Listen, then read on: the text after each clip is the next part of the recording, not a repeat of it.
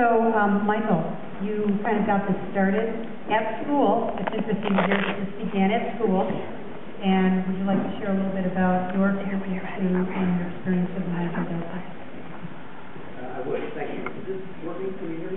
No. Thank you all for coming. Thank you, Margaret, for organising this.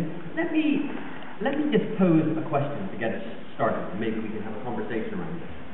My question to get us started would be, what's the challenge of doing effective photojournalism? What's the challenge? As I see it, there are two. Let me begin with one of them. One of them is, how is it that whoever's involved in photojournalism, can combine the image, pictures, and the word, text? How can we combine those, both of which are different types of languages, to address something that is very important, and to do so in a way that unsettles the reader or the viewer? And unsettle, I mean you're moved by it, or you're pissed off by it. And in those reactions, your involvement, you might actually not just think about the world differently, think about the topic differently, but you might actually act differently. That seems to me a big challenge of doing effective photojournalism. It's bringing together two powerful languages. So that when Ed and I started working together, it became very clear when we were in Nigeria that Ed saw the world, the Niger Delta, or differently than I did. He saw it visually. And I saw it with the idea of writing about it. And there's a presumption that if you combine the two, the power of language, the power of text, with the power of the image, you can do something really great and powerful. Now, in my case, what brought me to this issue was the following, that I'm a teacher, I'm a scholar, I've worked at Berkeley for 30 years, and we do research, and that's great. And as I mentioned earlier this morning, we publish in journals and books, and about 12 people, if we're lucky, or maybe 15 on a good day, read it. But obviously most people who do research also want their ideas in some way to change the world, to transform it. And so what brought me to working with Ed was the idea that, in fact, through image and doing things in a slightly different way, my ideas could get and reach a larger audience.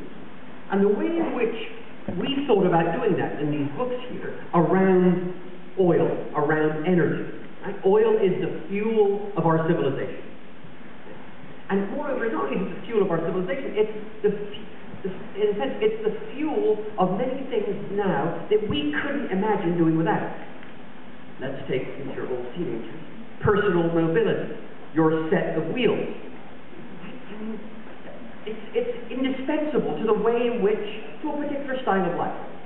So what I wanted to do was to pose the question, well, yes it is, but this thing, this fuel, oil, comes with all sorts of costs, many of which are invisible. I guarantee you, Ed said, well, did you know that in some sense, what you put into your tank next time you fill up, in some sense, connects you to Nigeria?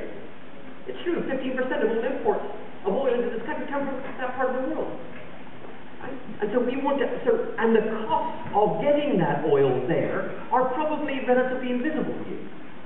There are other costs, I suspect, that many of you have now come to associate with using oil. Global climate change, your carbon footprint, carbon emissions. That's a huge cost that has never entered into the price that you pay at the pump. Nor, incidentally, are all of those military costs that go into protecting oil installations around the world in order to get this cheap oil.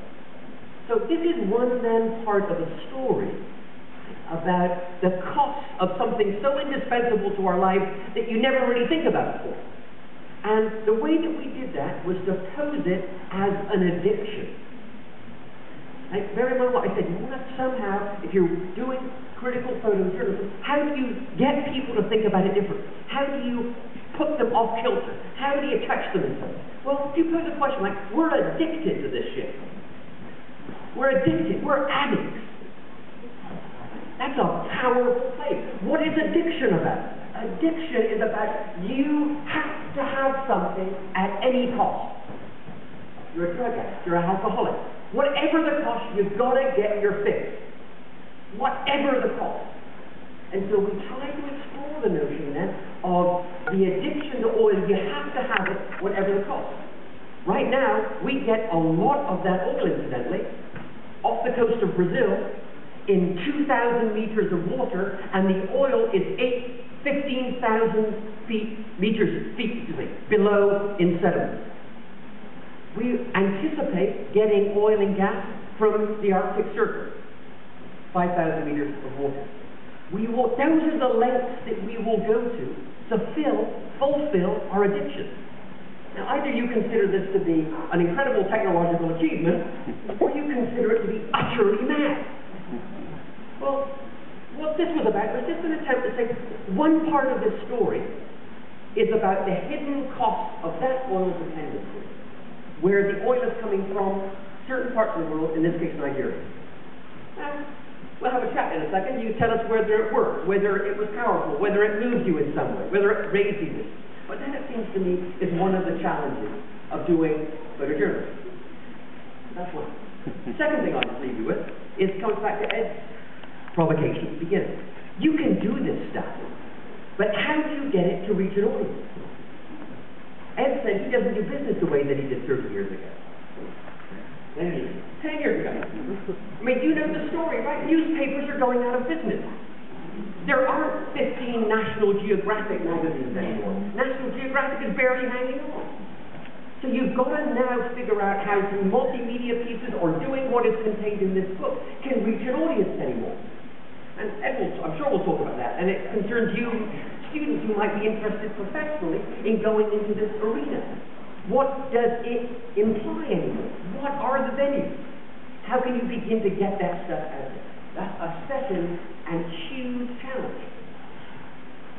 Maybe I'll stop there.